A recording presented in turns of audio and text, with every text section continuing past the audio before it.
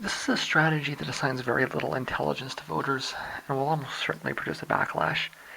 If you, the media broadly, keep running segments like this, you're going to push white voters right into his arms. The study was asking about affirmative action, and the response is tautological.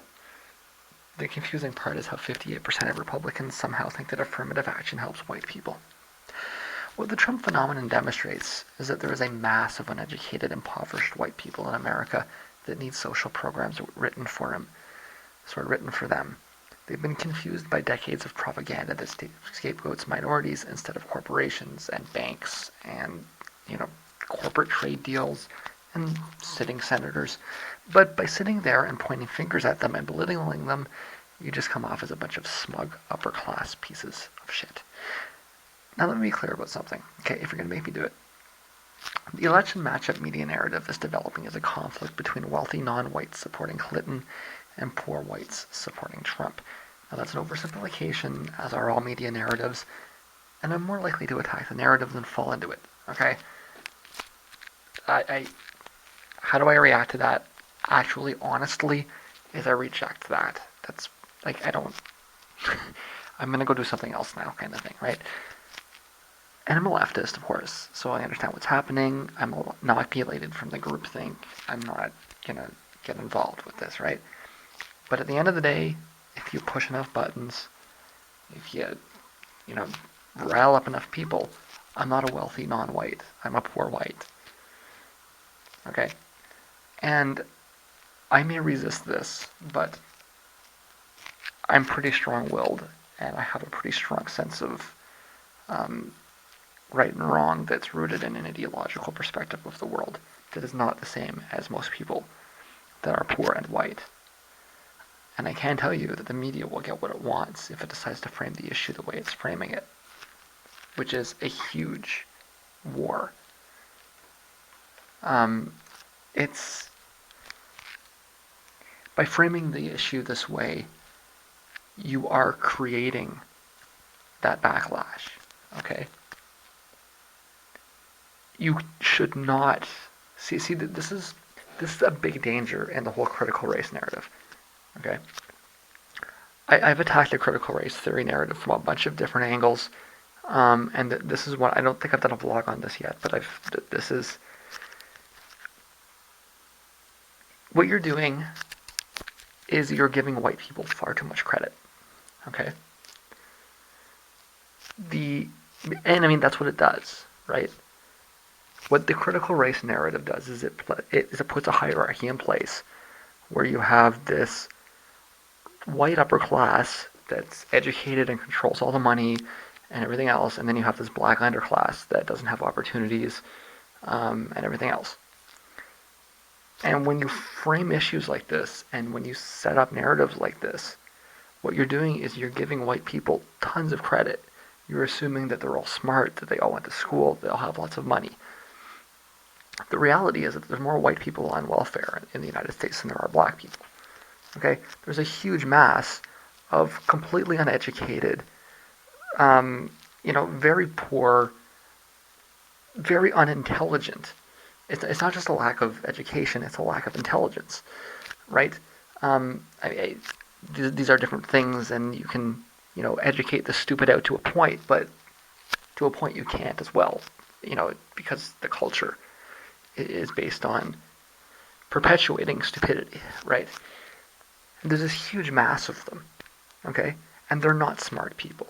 They're not wealthy people. They don't have inheritances. They don't come from wealthy parents. They don't have trust funds, okay?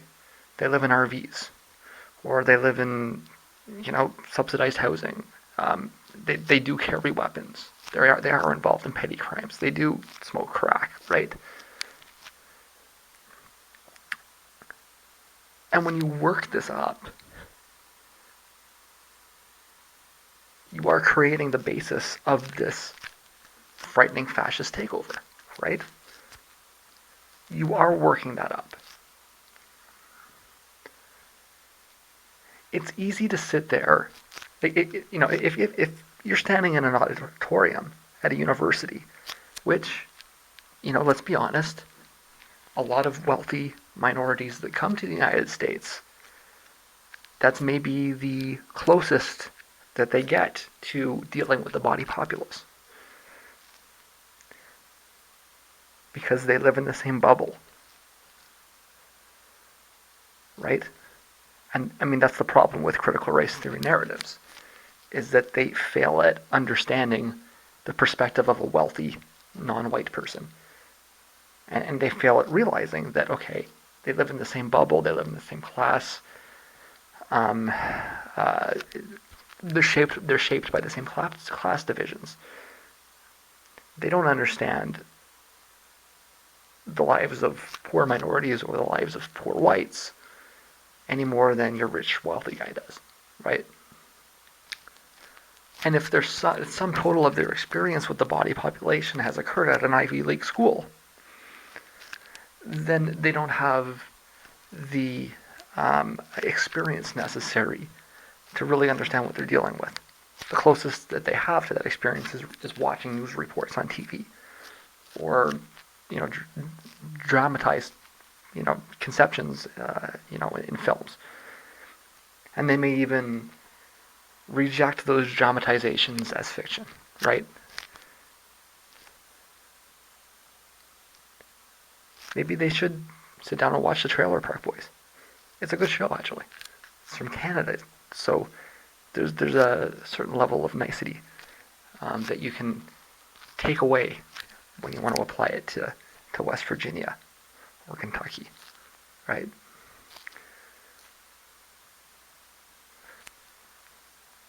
Or even areas of Los Angeles.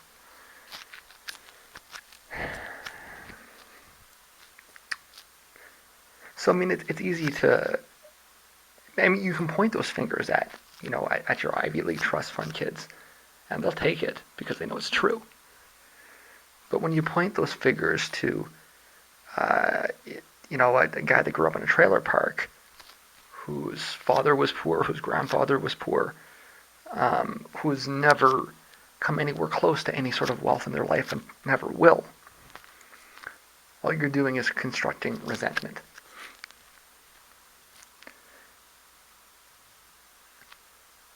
And the more you build that narrative, it's a self-fulfilling prophecy. So I think it's really important that the media doesn't do that. But if the media does do that, then that is what they're going to get. You will have this mass of impoverished white people blaming their problems on the Muslims or on the Mexicans. And the worst thing you can do is have a rich Muslim guy or a rich guy from a country that's mostly Muslim look down his nose at them and call them names and belittle them.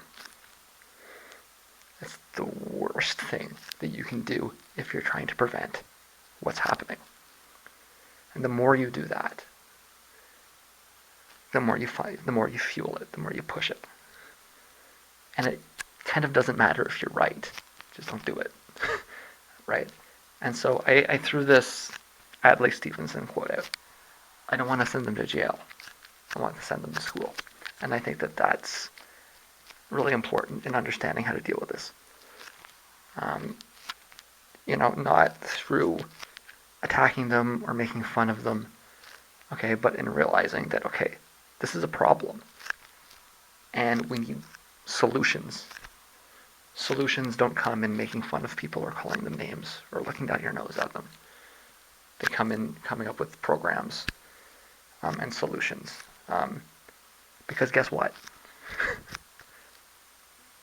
When you have a free market system without regulation, okay, the least capable do sink to the bottom. And they do end up in the situations that you're seeing. And they are in that position because they are the least capable. But there's a lot of them.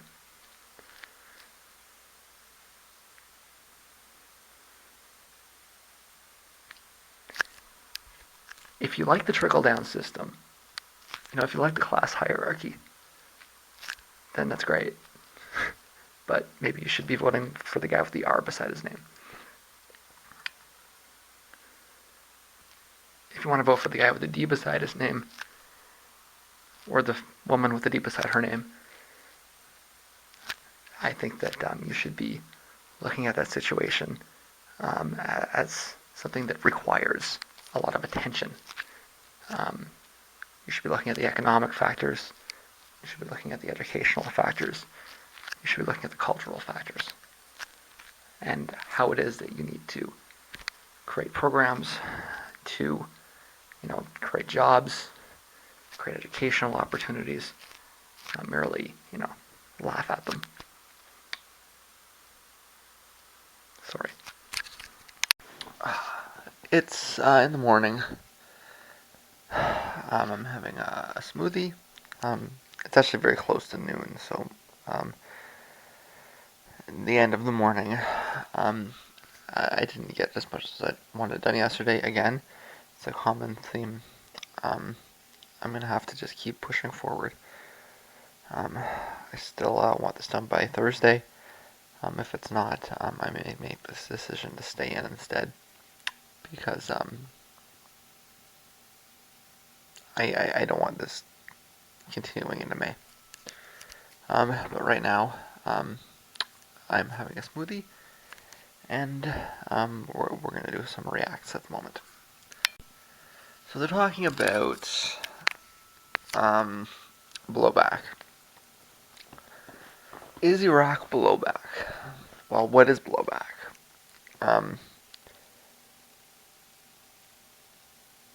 I think that the term blowback, I'm not sure exactly where it originated from, but it makes perfect sense when applied to the situation as it existed in Afghanistan. As we know, the purpose of the Mujahideen fighters and the network that was built up under the Carter and Reagan years was to fight against the Soviet Union. That was the stated objective based on every source I've ever seen. I don't think that's doubted by much of anybody. And there's this big complicated mess in the region. There's not really any particular reason to get into it at the moment. But acknowledging that the purpose of funding these elements was to attack the Soviets, and then they turned around and attacked us, the concept of blowback applies perfectly well. But I do not think that it applies at all to what we have seen happen in Iraq. And so I'm neither taking the position that one person took here. The position that Sibel is taking is that none of it's blowback. It's all planned. I don't think that's accurate. She's arguing against the other people here. One of them is arguing that blowback is a real thing. I think that it's halfway between. When we're talking about Afghanistan, it was a real thing. In Iraq, it is divide and conquer. I think that arguing for blowback in Iraq just indicates that you don't understand what's going on. It's a tactic that does go back to the British control of the region, to the First World War, maybe even to a lesser extent to the Turkish control over the region, where you set these different. I've been through this before. The American strategy in the region is built directly on top of the British strategy in the region, which was the British strategy in many regions, which is that you set the different elements off against each other, and then you try and take advantage of it, right? So it's not an accident what we're seeing in Iraq. This was we can have a debate about the level of how much it was planned. I would even go a step further and argue that what you're seeing in Iraq is fundamentally a plan to create a broader Saudi controlled Middle East. And there's different conflicts. You've got conflict with the Iranians and the Turks and the whole thing, right? So we can have all of these debates about, the technicalities, and it's very complex. And probably nobody that you talk to is going to be completely 100% right on this because of the complexity. Everybody's going to get something wrong. But the basic idea, what you're seeing in the Middle East is not an accident. It's a divide and conquer strategy. It's intended to create conflict and war and division and chaos.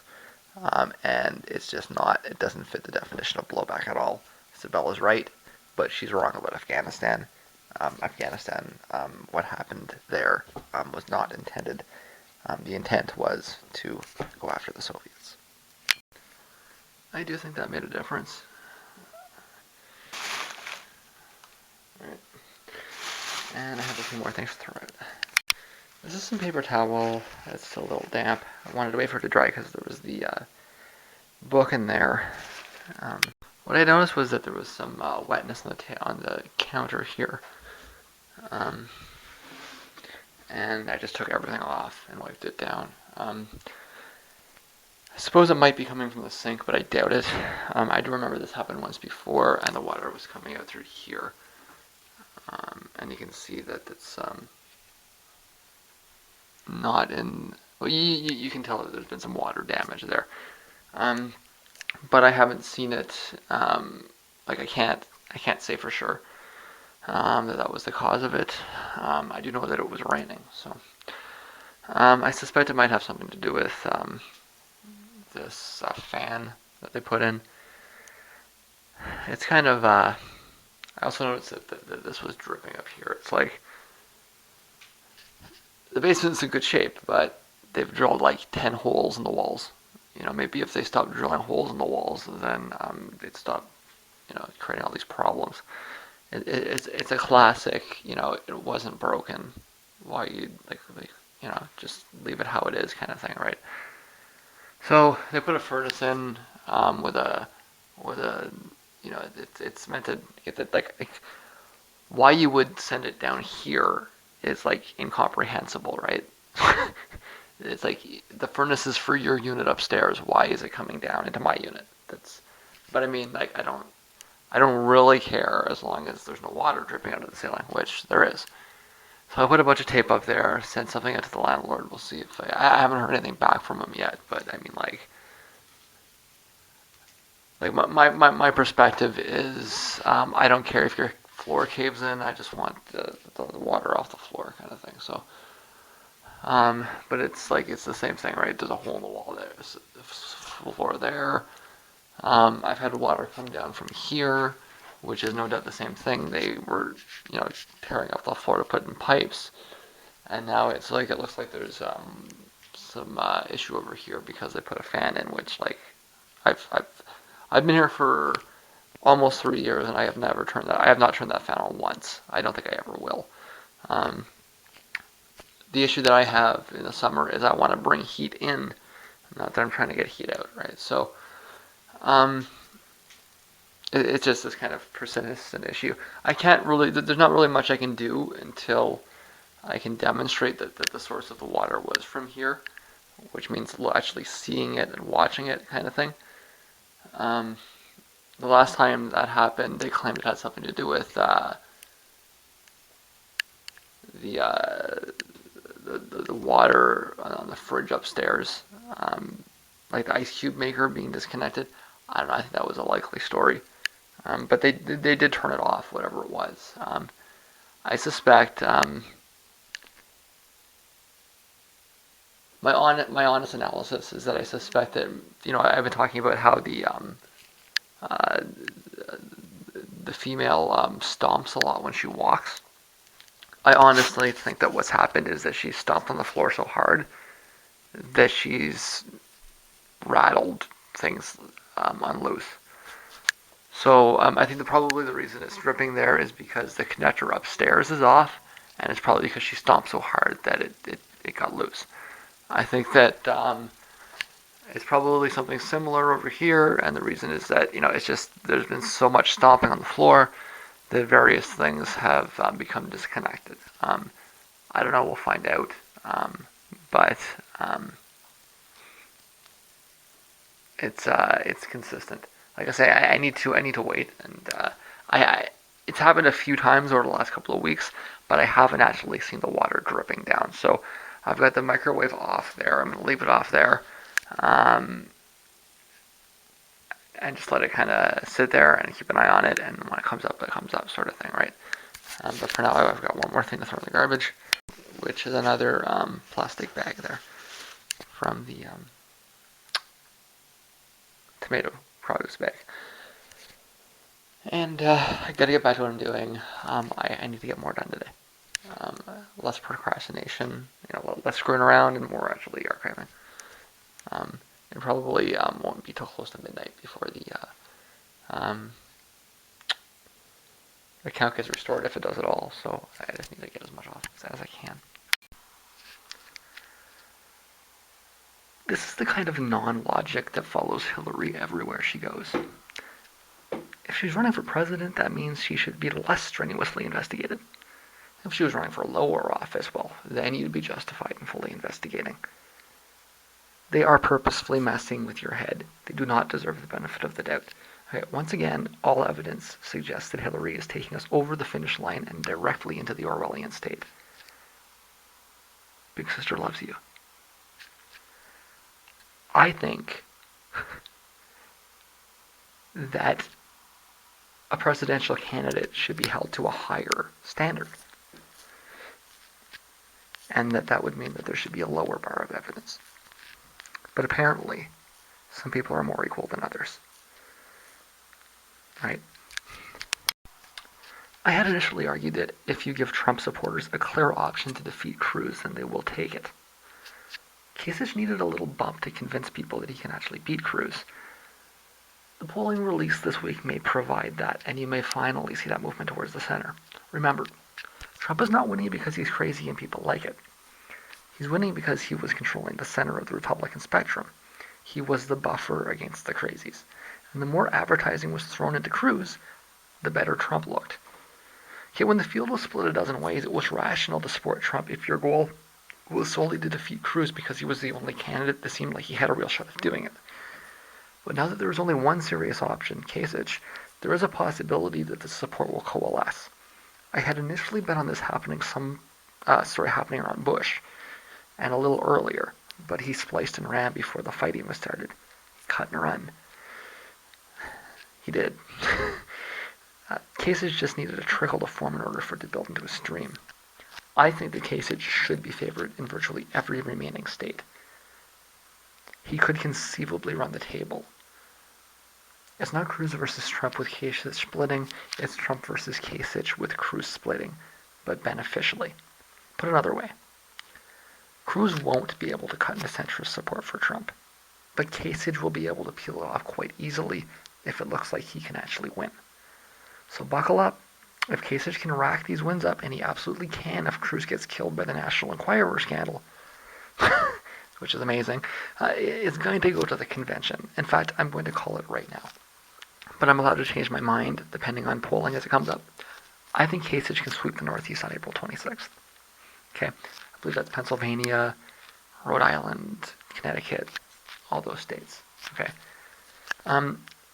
It's either going to be that the Kasich sweeps it or that Trump just obliterates it. Okay. And that's going to depend on, how it's going to depend on how badly Trump makes a fool of himself over the next couple of weeks. It's also going to depend on what Cruz does in terms of his strategies and in terms of media support. Okay. It is absolutely clear that Cruz will not win a single one of those states. Even if Kasich was to drop out, Cruz would not win a single one of those states. Okay.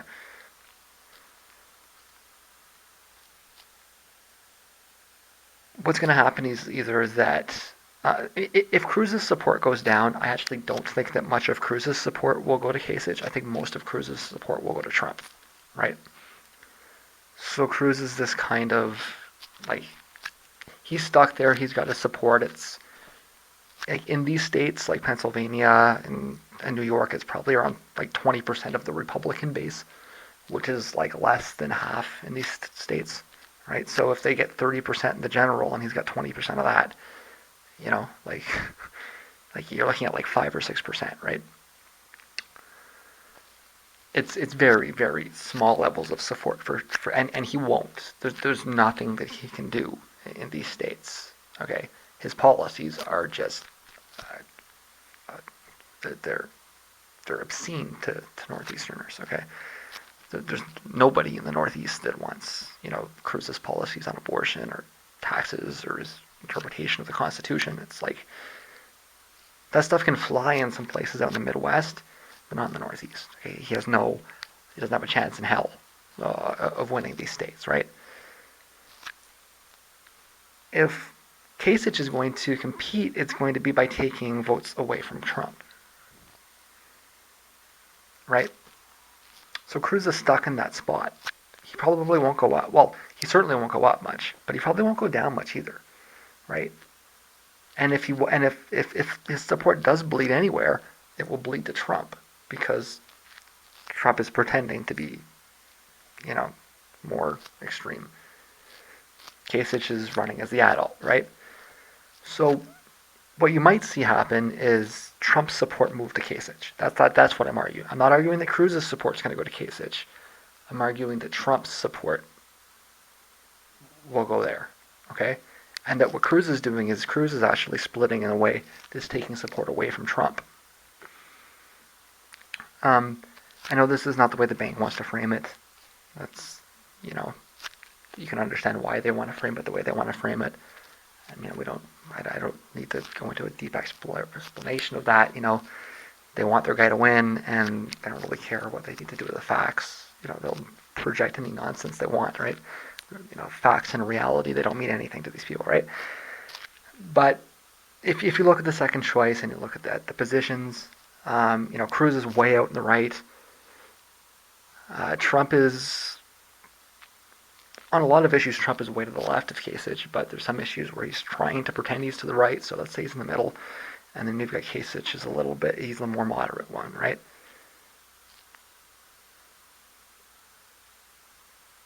So if people are voting, based on what it is that they actually want to see happen, I do think that you will see those Trump votes move to Kasich if he can get the support and all these sorts of things, right?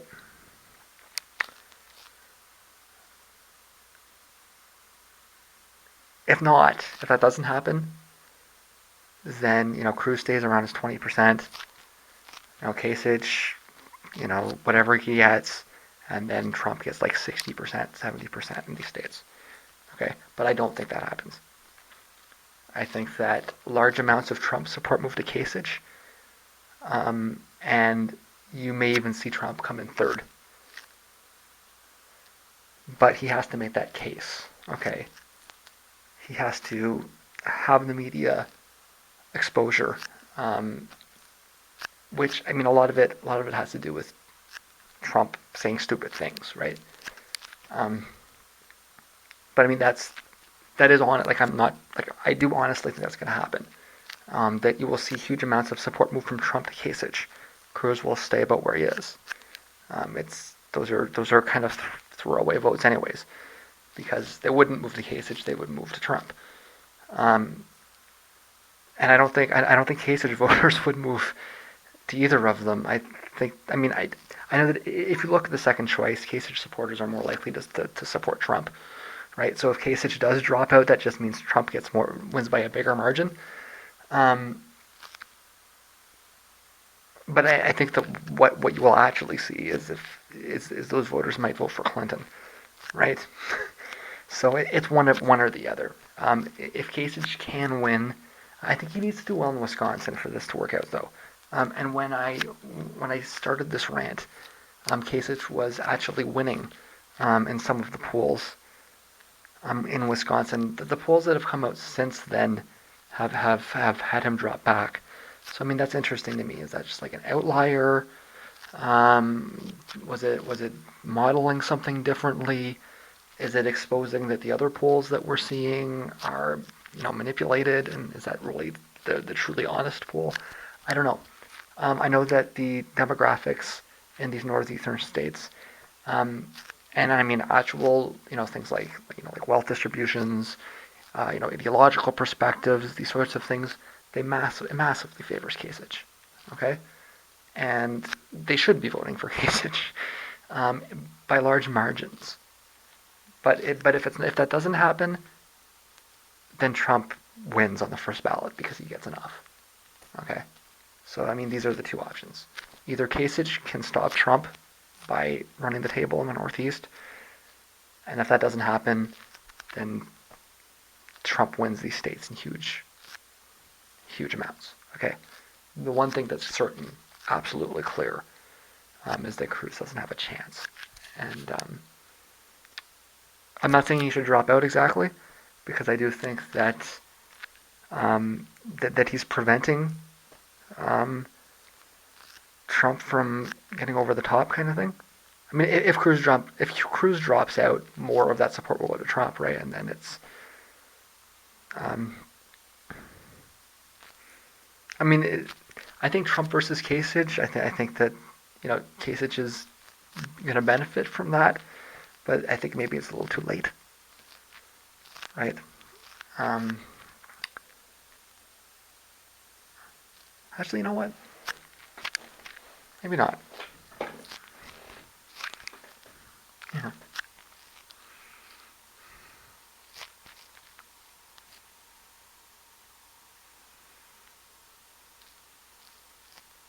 I think Cruz is beneficially splitting it, but I think that if you okay, so I think that Cruz is keeping Trump's numbers down in the context of a three-person race, right? So a lot of those Cruz voters would move to Trump. But I think that if you took Cruz out of the situation and you just made it Trump versus Kasich, I think that a lot of the people that are voting for Trump to stop Cruz would swing the Kasich.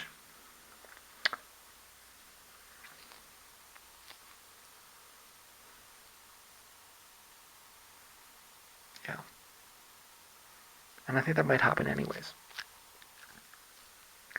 But I mean, if it doesn't, then you're looking at Trump I mean, he'll win 65%, 70% in these states, right? And at this point, that some more polls in a lot of these states have been released, and they are suggesting that Trump is winning huge. But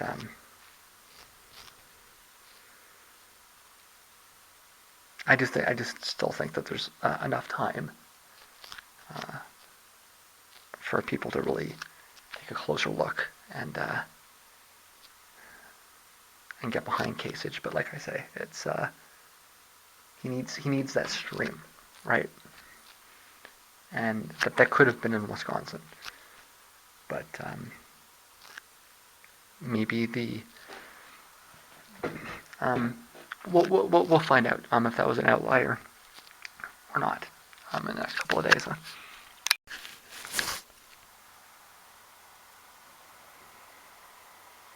The American people are tired of liars and people who pretend to be something they're not. That was something Hillary said.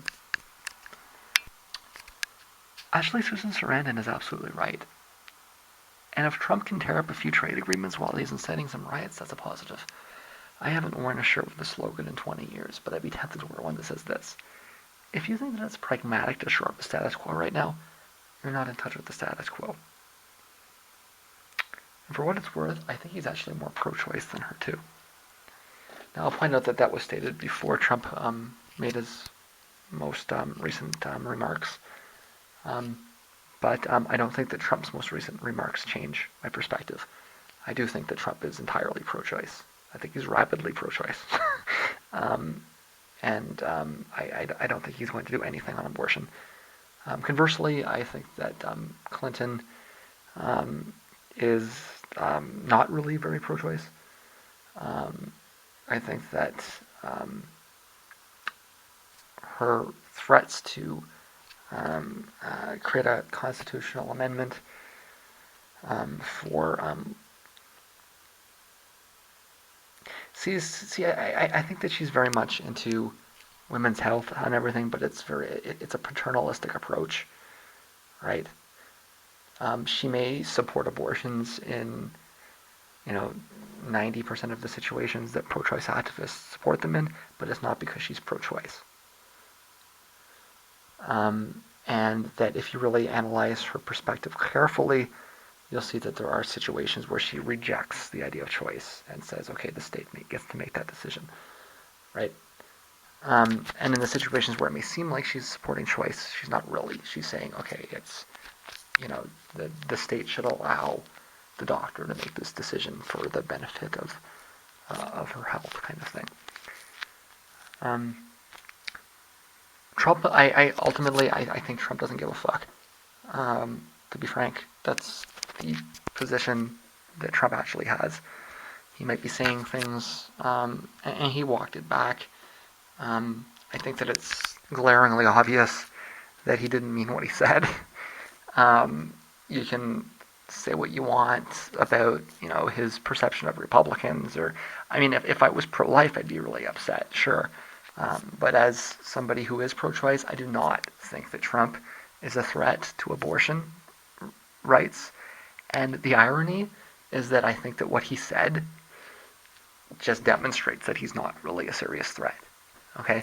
And because of that, I think it might help him with the majority of Republican voters who are not particularly pro-life. Okay? The pro-life segment of the Republican base is very loud. Okay, it's very powerful, especially in the Midwest, but it's a minority. Okay, especially in the states that are left. Do you think that your average New York Republican cares about abortion? They don't. Okay, and from their perspective, a candidate that they believe is not actually pro-life at all, that's a benefit, and that will win him votes. Okay? That's the reason why somebody like Ted Cruz can't win in these states, is because he is so conservative on those sorts of issues. The social issues, the gay marriage and the abortion and those kinds of things, okay? Republican voters in moderate states would love it if the Republican Party just dropped all that bullshit and just focused on budget issues, okay? Your average Republican in New York is just about the budget. They don't want debt. That's what they care about, okay? They're like conservatives in Canada, okay? They don't want to stop gay people from getting married. They don't want to stop women from having abortions. They don't want to stop trans people from using the bathroom. Okay, they don't give a fuck about any of that stuff. They just want to have lower taxes, and they want to get rid of budget deficits, right? And then they might want to have a couple of cops to protect their kids when they go to school, right? So that's the irony of it, okay? Because the whole fiasco and the whole scenario made it abundantly clear that he's not actually pro-life and that he's not actually going to do anything crazy regarding abortion rights, that will actually help him amongst moderate Republicans. And I think that goes back to what I was saying about how the media's attempts to frame issues like this are just going to backfire, okay? So I said that there, it was before. I'm actually holding to that statement. I do think that he is more pro-choice than her. And I think that a closer analysis of the evidence actually upholds that, okay? And I think that the fiasco actually is a part of upholding that. And I think that, if you understand what just happened with the whole fiasco, I think you should emphatically agree with me. But continuing on, the discussion moved to the whole Bernie or bust thing. And I just want to point this out, okay? Guys, The Bernie or Bust crowd is aware that Trump is going to be a disaster. The point is that you vote for him because he's going to be a disaster. Because people are fed up and want the country to burn down and the society to start over again. The choice is between somebody who can ably steer the ship and somebody who is going to crash it in 5 minutes. Yes, clearly.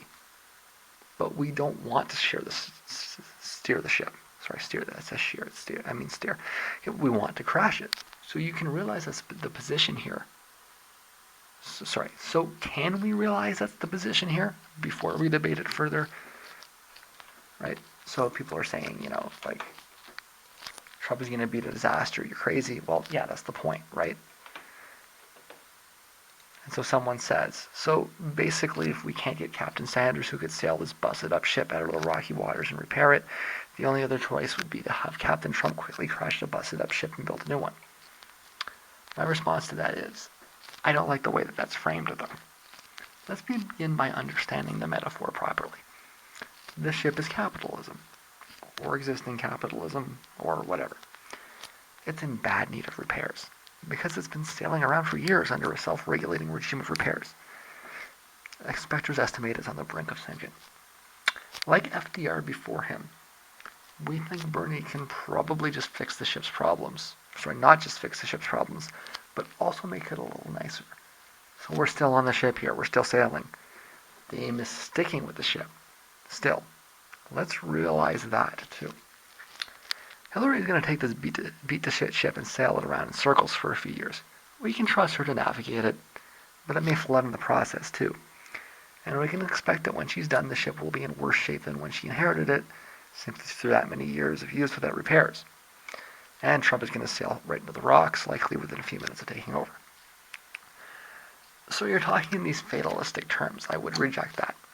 There's not any reason why I couldn't be arguing for sailing the ship around in circles for a while and trying to fix it later, other than that I'm sick and fucking tired of sailing around on a sinking ship.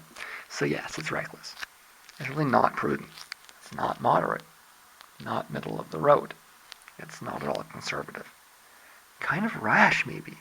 Revolutionary, perhaps. Risky, a gamble. Yeah, sure. But I never claimed to be a prudent, middle-of-the-road, moderate conservative either. If I was, I'd probably be okay with voting for the status quo. Right? And that's the point, right? You got all these people that are saying, hey guys, like, isn't it kind of crazy to, it's very risky? Yeah, it is risky. I'm not someone that wants to hedge my bets, and, I'm not a conservative. I don't think like a conservative. And it's going to be dangerous. Some people are going to get hurt. But, that's what happens when you take risks, right? People get hurt in a revolution. It's the nature of it, right? So, yeah. It's dangerous. It's risky. That's the point. So it's a little bit later than I wanted it to be, about 3:30. I did manage to clear out my Globe and Mail account, and I've got my CBC account. It's accessible again, so I'm hoping I can clear that out. Well, I was hoping I can clear it out by the time I fall asleep, but my yawniness is suggesting perhaps otherwise. I just wanted to say something about, as I'm clearing things out, I'm watching events come up. And something that's come up in Canada is there's this trial for this television personality called Django Mashi. He was in a band called Moxie Frubis in I guess it would have been the 80s. But most people know him as a talk show host. A fairly left-leaning talk show host that was a pain in the side of the previous government, who may have had some motives for taking him down. And so he got accused of sexual assault, and he was acquitted the other day, and there's been this fury up here it's more proof of rape culture and the whole thing, right? With the other side of that being that all of the legal experts that are looking at it are saying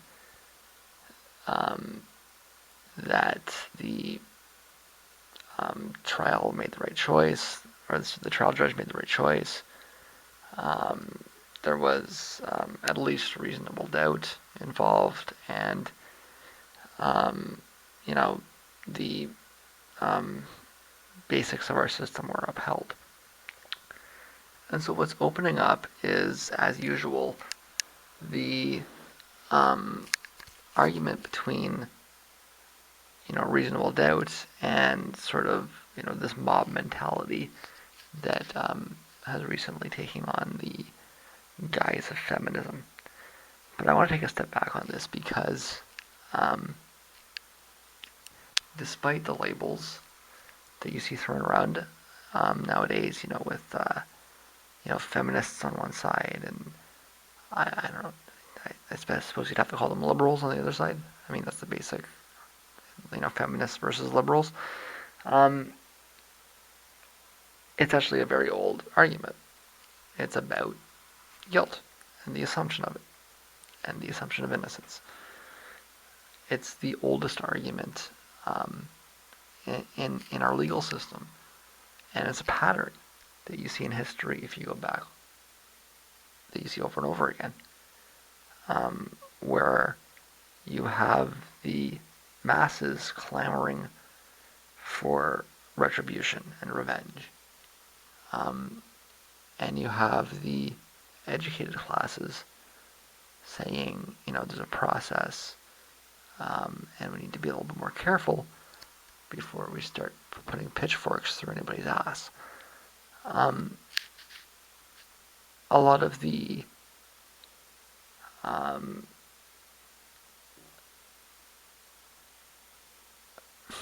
details have been obscured over history, but it's the same basic breakdown.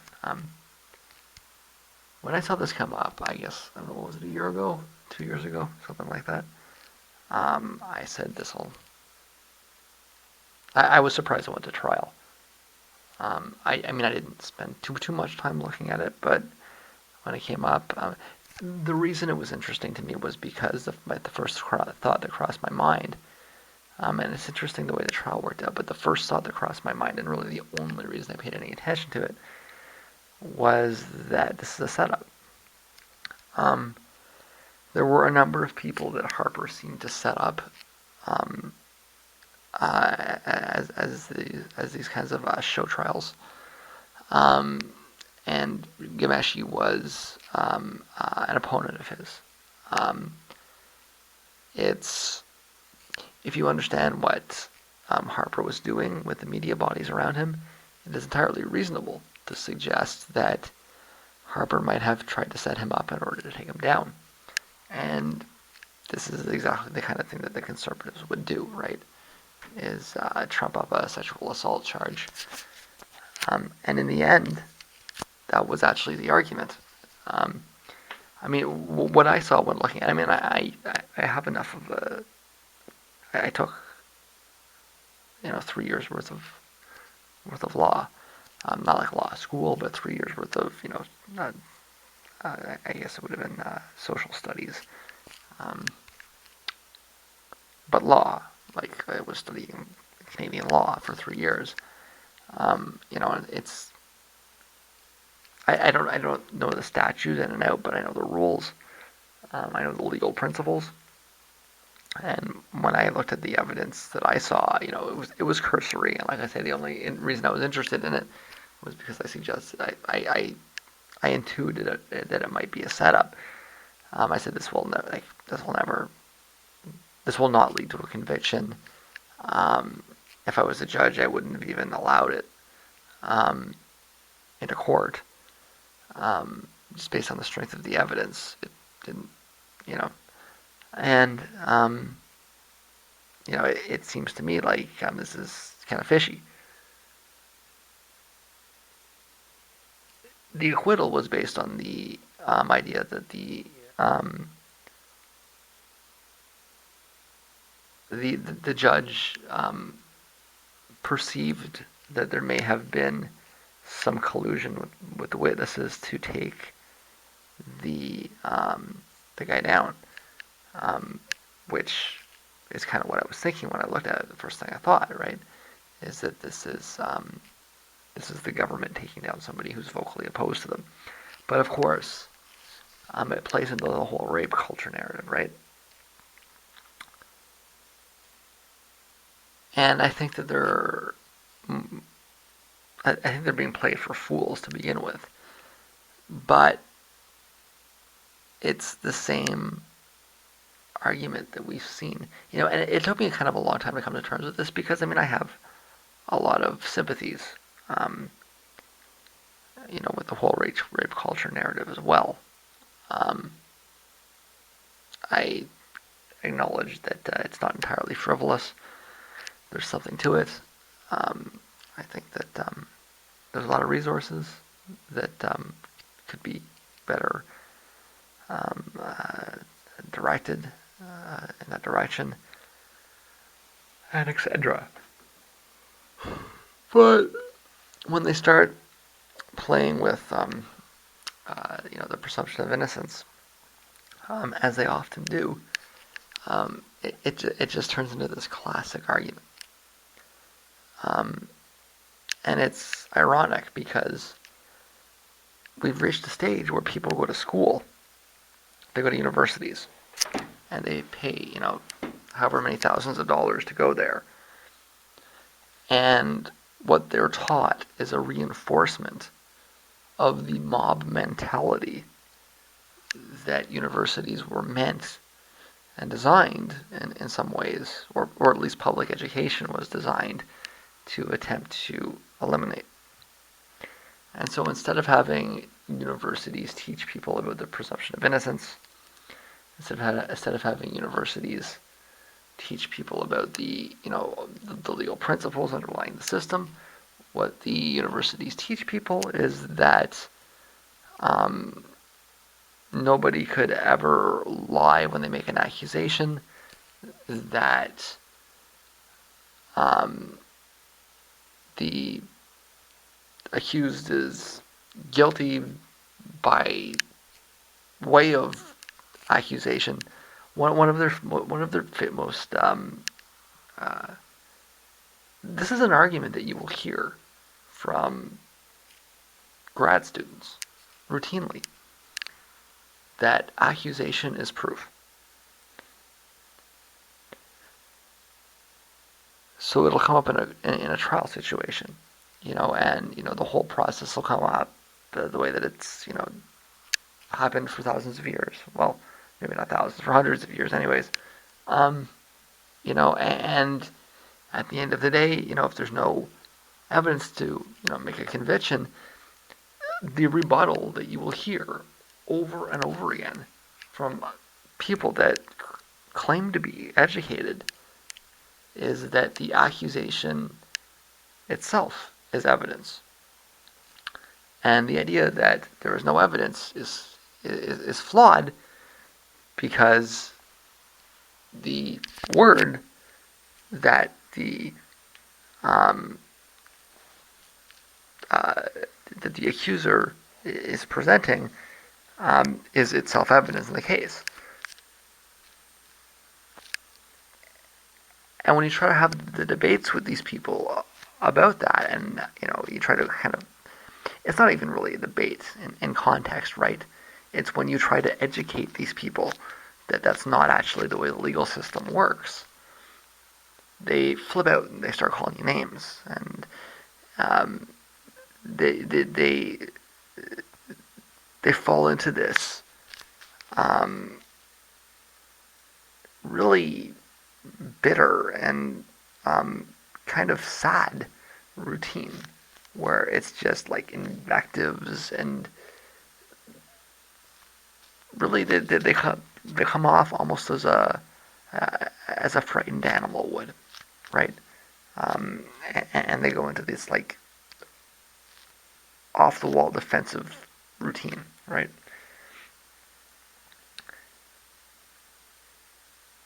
And so I will say, I mean, this is off the cuff. I didn't write anything down, um, but it's this parallel that's becoming more and more clear to me. Um, it took a long time to come to this conclusion, right? Because I mean, I come from uh, a background that's sympathetic to activism. I've been kind of in and out of activist circles. I wouldn't say exactly that I come from an activist background. Even when I was engaging in activism, it was at arm's length. Um, because I mean, I approach things intellectually, not emotionally, and so I'm always going to be that distance, right? And I mean, I'm not a people person. Um, it's this I mean, it's this consistent problem I have in every aspect of life. Like, why aren't I more involved in the art scene? Because I'm terrible with people. Why aren't I more involved with the activist scene? Because I'm terrible with people. Why aren't I working? Like, why don't I have a job? Because I'm terrible with people.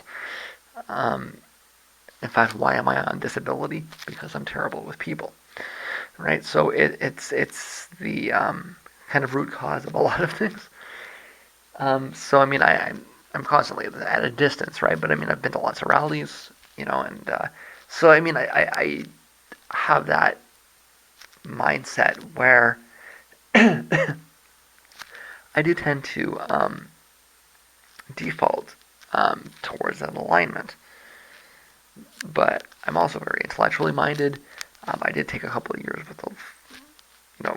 worth of academic law. Um, and I've been playing these things off for a long time. But it's only recently that the clarity of the historical continuity has asserted itself in my mind. Um, that whenever you see these um, these feminists making these arguments, they are playing the role of historical conservatism, the historical mob rule that wants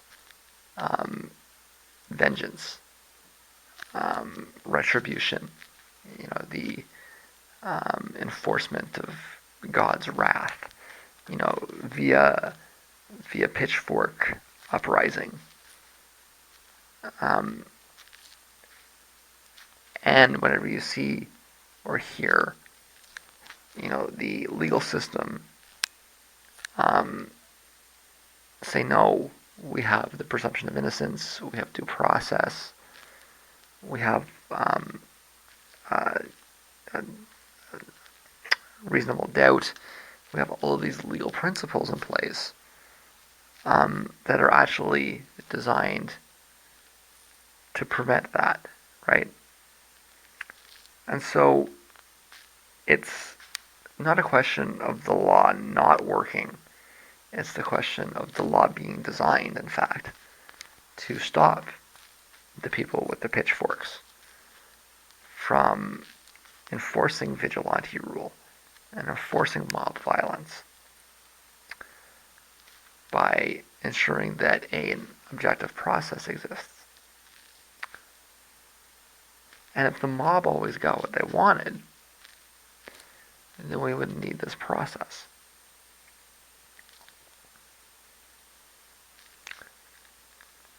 And that's a perspective that um, I think all sides will reject because that's not the side anybody wants to be on, right? The people that stand up for due process don't want to be on the side of the upper class intellectuals and the people that are arguing um, for modern feminist approaches to um, the legal system don't want to be associated with the mob and with you know what is historically very right wing um, movements. but that's the proper analysis and the right way to look at it. And when you do that, um, as difficult as it may be to need to separate yourself from a grassroots movement that you might broadly agree with in scope and intent, if not in precise practice, um, it properly aligns the different forces in a spectrum. If you're on the side of the people that are arguing against the outcome of the Ghomeshi side, then you're on the right wing. And if you're standing up for due process, then you're on the left. Like I say, I don't know what happened. I've been very careful not to make any suggestion about what happened, but my immediate analysis was that this shouldn't have even gone to trial. There was not enough evidence for it to go to trial, and that the circumstance was extremely fishy. It turns out that my intuition was upheld by the trial judge, and that's that. You know, unfortunately, due process does not always uphold the popular will. In fact, due process exists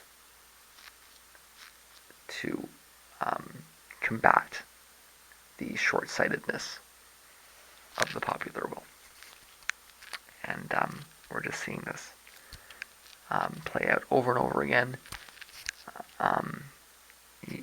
through this narrative of feminism, if you want to even call it that.